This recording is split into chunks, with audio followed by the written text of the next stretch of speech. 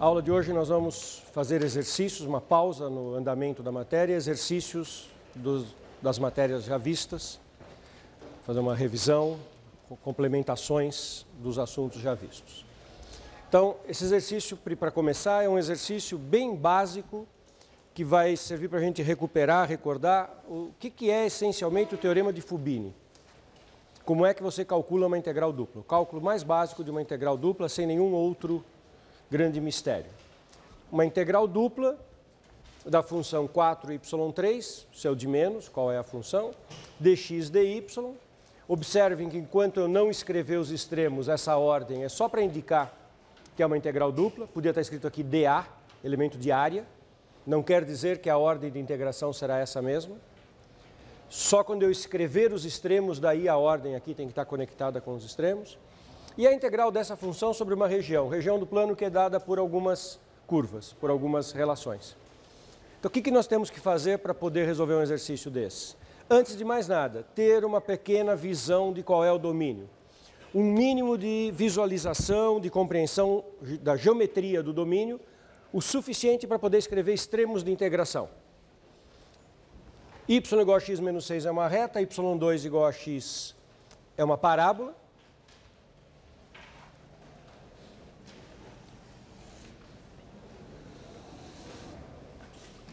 Y igual a x menos 6 é uma reta de coeficiente angular igual a 1 e que tem raiz no 6. Então, essa é uma reta que corta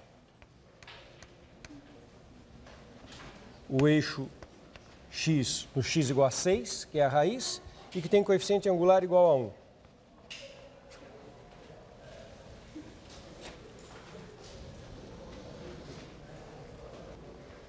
Já y2 igual a x é uma parábola, x é uma parábola em função de y, não há nenhuma condição no enunciado sobre sinais. É claro que o x tem que ser positivo para esta relação, porque o x é igual ao quadrado do y. Então, automaticamente, o x resulta positivo. Mas o y não tem obrigação de ser positivo. O y pode ser qualquer coisa. E essa parábola é uma parábola que passa pelo ponto 0, 0, passa pelo ponto 1, 1, quando ambos são 1, passa pelo ponto 1, menos 1, quando o y é menos 1 e o x igual a 1, nós passamos pela parábola. Então, essa parábola, ela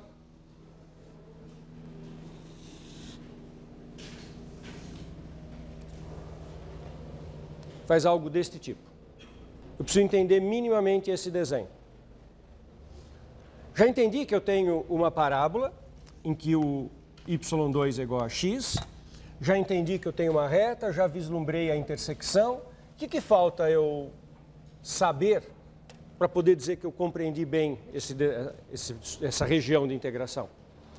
As intersecções. Na hora que eu tiver os valores numéricos das intersecções, eu sou capaz de passar para o passo seguinte, que é escrever os extremos de integração.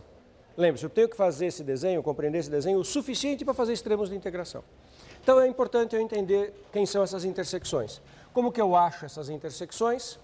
Fazendo o sistema a partir daquelas equações. Resolvendo o sistema y igual a x menos 6, y2 igual a x. Jogando uma equação na outra. Bom, tanto faz quem você substitui em quem. Já que x é y2, posso escrever y igual y2 menos 6, simplesmente trocando esse x por y2. Resolvo essa equação do segundo grau, y2 menos x menos 6 igual a 0, e encontro as raízes, que são menos 2 e mais 3. Produto é menos 6, que está aqui, a soma é mais 1, que é o oposto do que está aqui. Soma e produto das raízes de uma equação do segundo grau quando o coeficiente dominante é 1. Isso não estava muito claro no meu desenho, mas o desenho também não errei demais, não é? As raízes são menos 2, y igual a menos 2, e a outra y igual a 3. Acabei de achar os y das intersecções. Claro que eu posso achar o correspondente x. Se o y aqui é 3, você pode colocar aqui 3, passa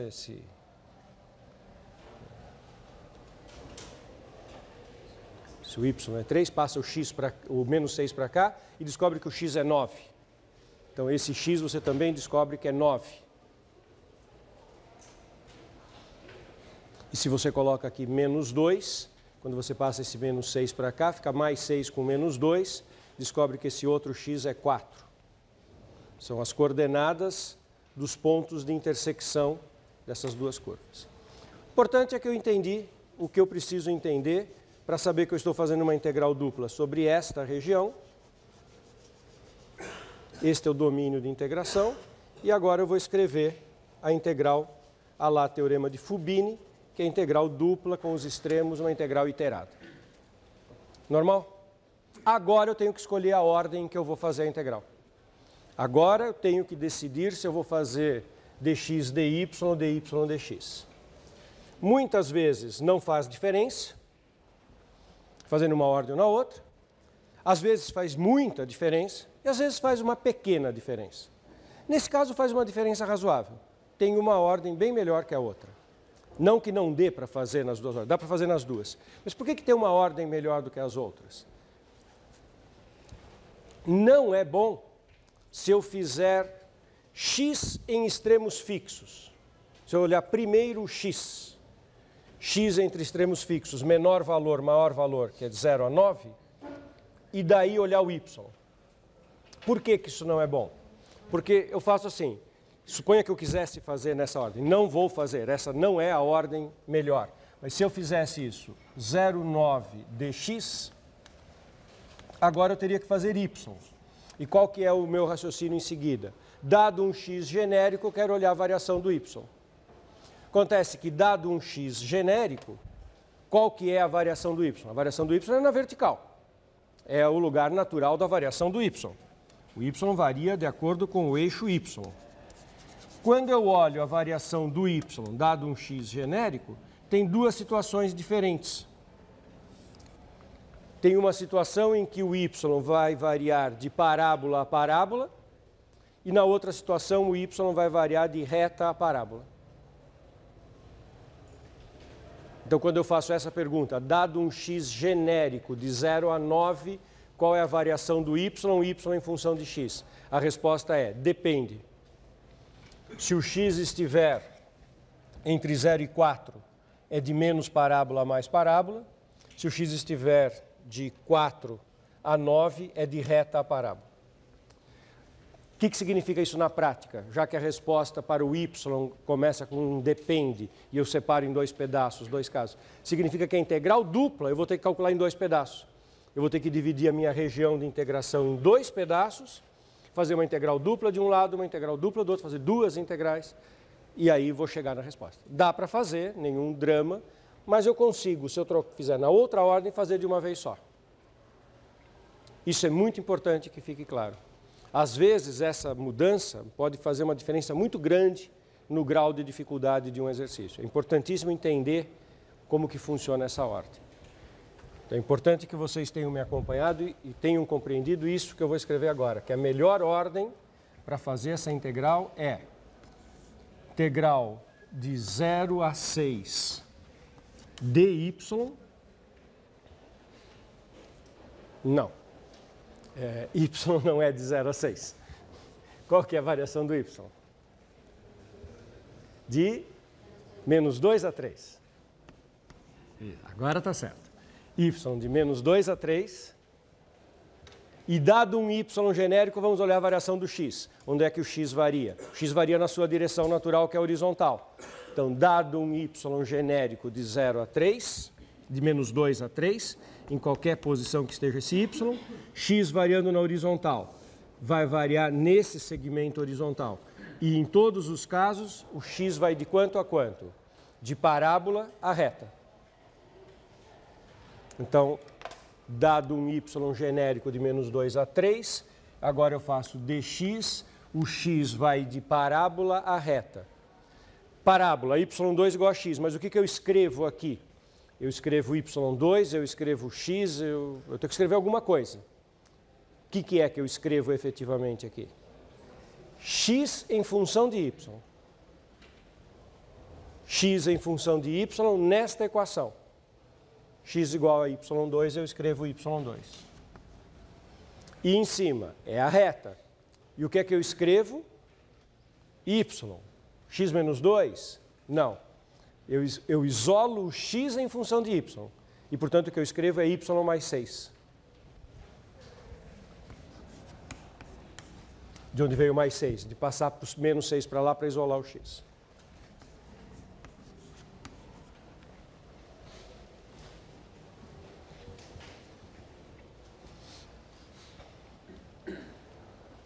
Isso é fundamental que fique bem claro para vocês todos os passos. O resto que falta aqui é até um exercício, nem preciso completar, vocês são capazes de fazer perfeitamente. Integrar 4y3 dx é 4y3x, porque é uma primitiva em x, isso é constante. Calculado de y2 a y mais 6, o que der integrado dx. Isso é igual... Oi. dy. Obrigado. dx é o que eu acabei de fazer, né? Integrei em x o que só tinha y, que era constante. Obrigado. E, bom, isso fica integral de menos 2 a 3 de 4y3, substituir no extremo superior, fica y mais 6, menos, substituir no extremo inferior, 4y3 vezes y2. Tudo isso integrado dy, que é integral de menos 2 a 3, de 4y à quarta, mais 24y à terceira, menos 4y à quinta dy. Isso é igual a primitiva de 4y à quarta, é 4y à quinta sobre 5, menos 24y à terceira, tem um y à quarta, dividido por 4, então esse 24 dividido por 4 fica 6. 6y à quarta, quando eu derivo, abaixo o 4, 24, tá certo. E menos, mais. E menos, primitiva de 4y à quinta, que é 4y à sexta sobre 6.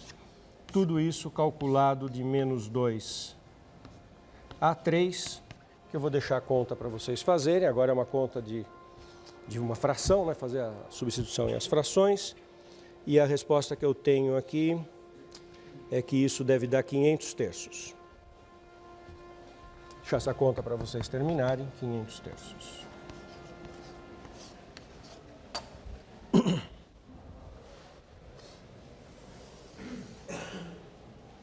Alguma dúvida?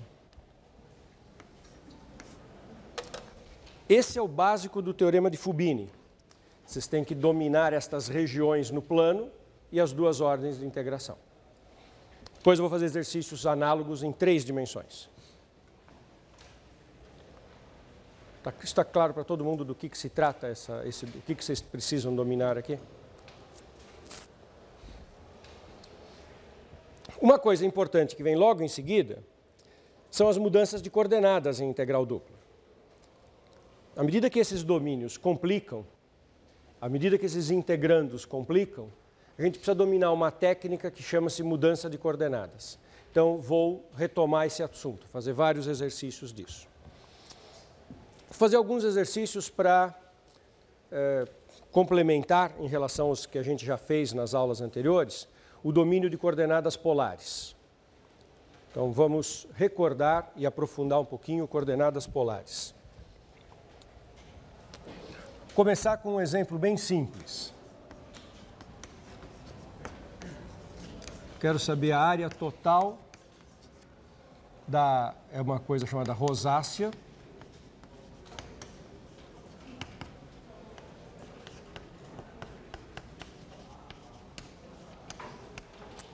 R de θ igual ao cosseno de 3θ. Podia fazer com seno, eu vou fazer com cosseno e deixar para vocês repensarem como fica análogo com seno. E eu coloquei 3θ, os argumentos que eu vou fazer com 3, mas é importante vocês perceberem que a minha abordagem daria conta de cosseno de qualquer número vezes θ. 2θ, 3θ, 4θ. E vamos entender por que isso chama rosácea. A priori, eu diria que o θ está entre 0 e 2π. Poderia dizer qualquer intervalo de tamanho 2π. Já vou explicar que eu prefiro, quando tiver um cosseno assim, falar de menos π a mais π. Mas não faz muita diferença, dá certo de qualquer jeito. Mas isso é uma coisa um pouco a priori, porque é o seguinte, não é para qualquer θ de 0 a 2π ou de menos π a π que esta fórmula cosseno de 3θ dá positivo. Então, quando eu digo que o θ está variando num intervalo de tamanho 2π, digamos que eu diga que o θ está variando de menos π a mais π, ou que eu tivesse dito de 0 a 2π. Cuidado, isso é uma informação do tipo, como se fosse uma espécie de conjunto universo. Não quer dizer que, efetivamente, para todos os θs eu tenho pontos nessa figura. Eu só vou ter pontos na figura para aqueles valores de θ em que o cosseno de 3θ resulte positivo, porque o R das coordenadas polares tem que ser positivo. Foi assim que nós construímos coordenadas polares. Está claro este ponto em que eu digo que o θ está de menos π a mais π, mas na verdade é um subconjunto do menos π a mais π, que eu vou descobrir qual é com detalhe. Tá? Eu vou descobrir exatamente qual é o conjunto dos θs viáveis. Por que eu escolhi de menos π a mais π? Porque essa figura, vocês já vou mostrar isso com detalhes, mas estou só adiantando. Depois que eu faço a figura, eu percebo que essa figura tem um pedaço que está aqui no primeiro e no quarto quadrantes. Se eu pegar de menos π a mais π, isso aqui é o primeiro negativo, esse aqui é o primeiro positivo, e eu trato tudo de uma vez só. Se eu tratar de 0 a 2π, esse pedaço aqui ele vai aparecer primeiro a metade de cima de 0 a π sobre 2 e a metade de baixo de 3π sobre 2 a 2π. Então é só por causa disso que isso vai me ganhar um tempinho. Não seria nenhum drama se a pessoa que vai fazer não sabe disso e começa com 0 a 2π. Então, primeira coisa, quais são os θs admissíveis? Os θs para os quais eu tenho R de θ positivo.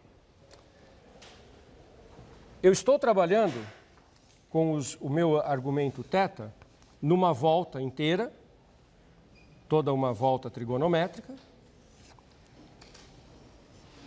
Comecei a medir de menos π, fui até mais π, mas o importante é que eu tenho toda uma volta, toda uma circunferência trigonométrica considerada, de menos π a mais π. Bom, para que o cosseno do ângulo seja positivo, o ângulo 3θ, não o ângulo θ, e sim o 3θ, tem que cair, tem que ser sua extremidade. Lembra a trigonometria? Quando você tem uma medida de um ângulo, você anda na circunferência trigonométrica e para em algum ponto. Esse ponto, onde eu vou marcar a medida do meu ângulo, tem que estar ou no primeiro ou no quarto quadrantes, para que a extremidade cosseno seja positiva. Todos enxergam isso. Então, para que isso faça sentido, eu preciso que o 3θ, não o θ, o 3θ, seja maior ou igual que menos π sobre 2 e menor ou igual que mais π sobre 2. Ou seja, ele esteja no primeiro quadrante negativo ou o quarto quadrante e o primeiro positivo. Concordam? Mas, detalhe, eu não estou falando que é 3θ. Se o θ pode variar na primeira volta, o 3θ vai variar em 3 voltas. Se o meu valor máximo do θ é de 0 a 2π ou de menos π a π, o que acontece quando eu multiplico por 3?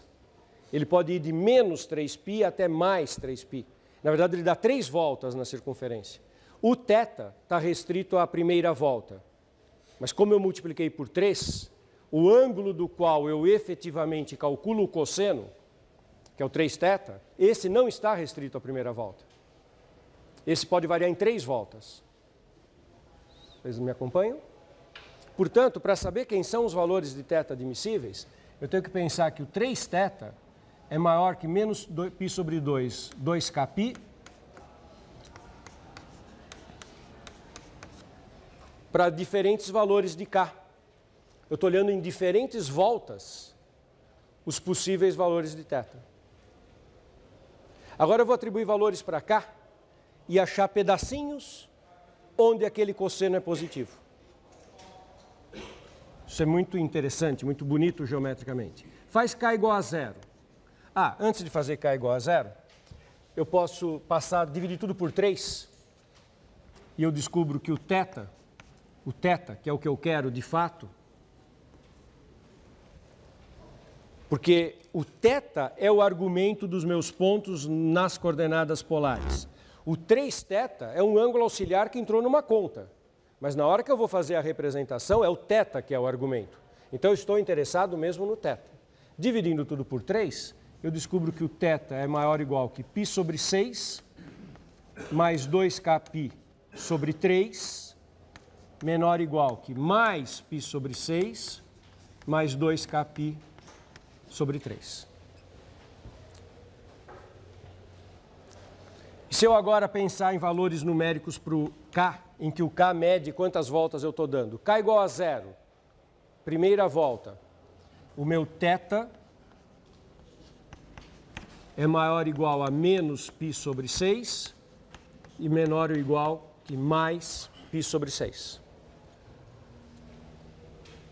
Isso é claro para todos vocês? Depois eu vou fazer k igual a 1, k igual a 2 e ver o que acontece. Já sei por esta conta o seguinte.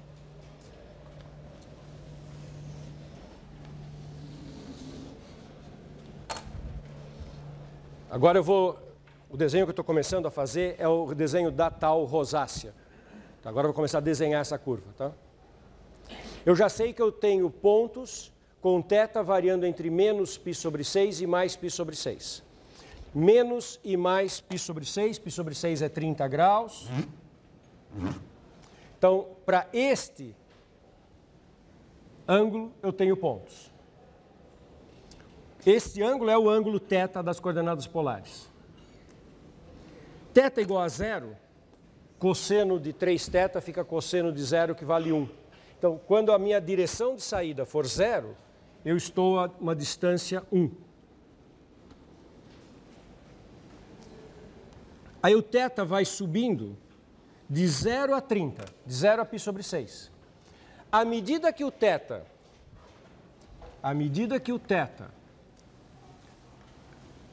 for para π sobre 6, o 3θ vai se aproximar de π sobre 2. E o cosseno de θ, cosseno de 3θ, vai se aproximar de quanto? Cosseno de π sobre 2, que é 0. Então, o θ vai de 0 a π sobre 6, portanto, os meus pontos estão nesta faixinha. Os meus pontos estão aqui. A conta que eu faço não é com o θ, é com o 3θ, mas a conta é a conta, está feita aqui. Está feita aqui. Quando o θ vai de 0 a π sobre 6, eu faço a conta e vejo que o r de θ, que é o cosseno de 3θ, vai para 0. Quer dizer, os meus pontos se aproximam a uma distância 0, enquanto o ângulo varia de 0 a 30. A minha distância até a origem, o r é a distância dos pontos até a origem, ela vai para 0. E a mesma coisa ocorre quando o θ vai para menos π sobre 6, o 3θ vai para menos π sobre 2 e o cosseno de θ vai para 0 também. E eu tenho uma curva que faz esse laço naquele ângulo de menos π sobre 6 a mais π sobre 6.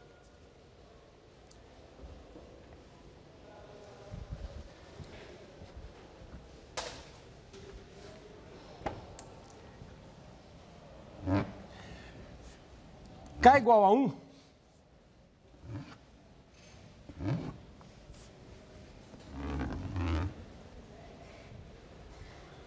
K igual a 1.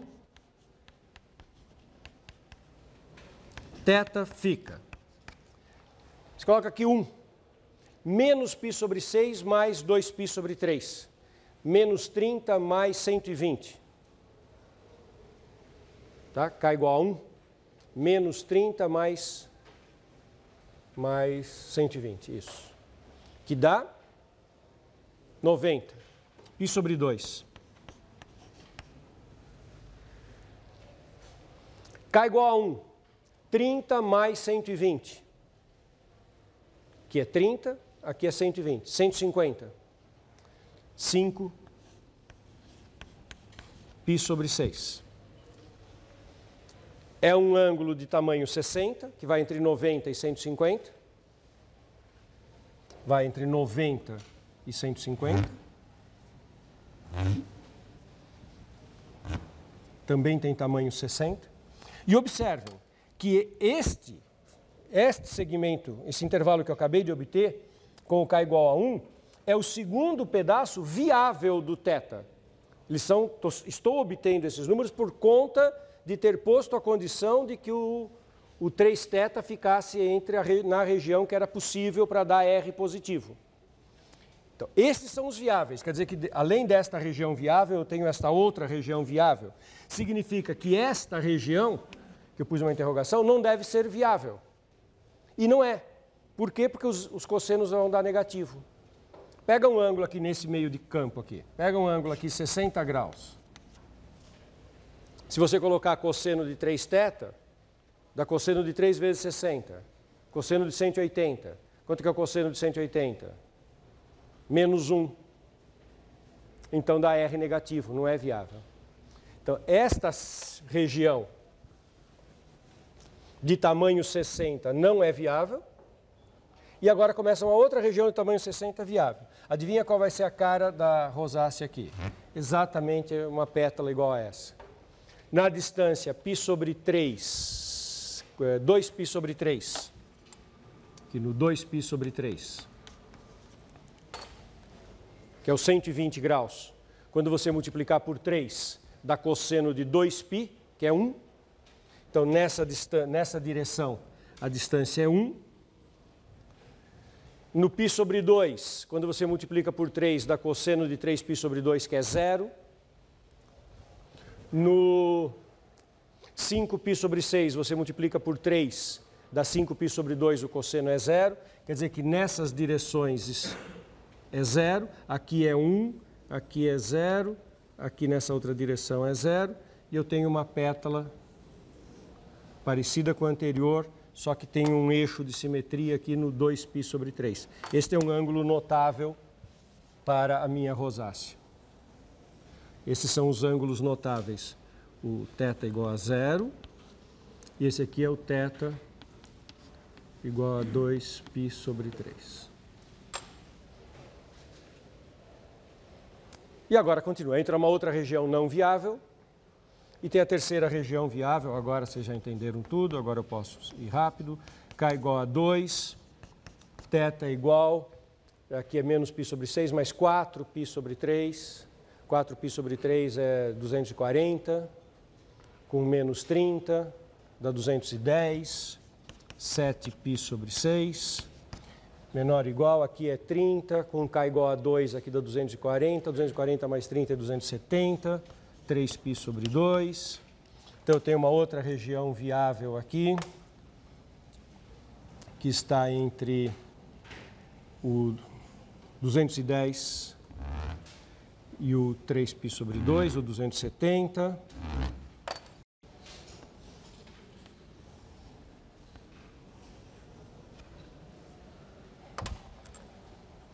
Tem também um eixo de simetria aqui, que está no 4π sobre 3. E a rosácea tem 3 pétalas. Nessas regiões viáveis, não tem ponto no resto. E eu queria a área total dessa rosácea. A princípio, a área total é a integral tripla na região dxy da função 1 dx dy. Área é isso. área é a integral da função constante igual a 1 sobre o domínio.